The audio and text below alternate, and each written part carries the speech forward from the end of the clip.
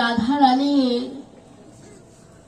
কাছে কেউ যদি প্রাণ ভরে আকুতি করে, রাধা রানী কি আর দূরে থাকতে পারে? ভক্ত যখন রাধা বলে কাঁদে, আমার রাধা রানীও নয়ন জলে ভেসে যায়। গোবিন্দকে বলছে, তুমি থাকো, আমি আর থাকতে পারছি না গো, আমি সুরদাসের কাছে যাব। বুঝে সুরদাসের কাছে গেলে তো সুরদাস চিনে যাবে, চিনুক তবু আমি যাব। এ যেন গোবিন্দ জগৎকে বোঝাচ্ছে যে যদি নয়ন থাকে তবে দেখে নাও রাধা রানী কতটা দয়াময়ী। বলছে নয়ন যদি থাকে, এই নয়ন নয়, এই নয়ন যদি থাকে দেখে নাও। সুরদাসকে রাধা রানী নিজের আঁচল দিলে, সুরদাস আঁচল বেয়ে বেয়ে উপরে উঠলে।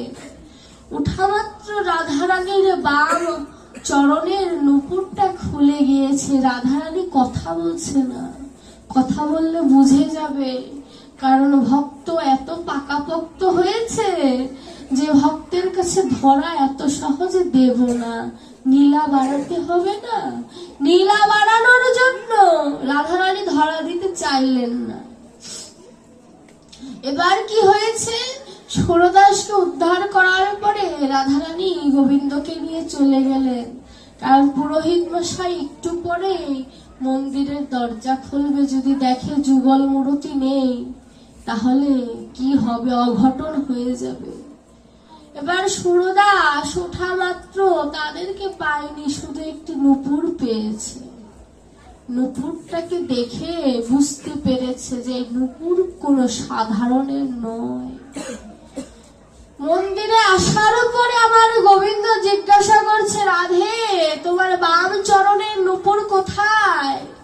বলছে নূপুর তো খুলে গিয়েছে। নূপুর কি কোনোদিন খোলে? আশীর্বাদ করবে বলে জেনে বুঝে নূপুরটা খুলে দিয়ে এসেছে। এত রাশি এত নৃত্য করে, কোনোদিন তো নূপুর খোলে না।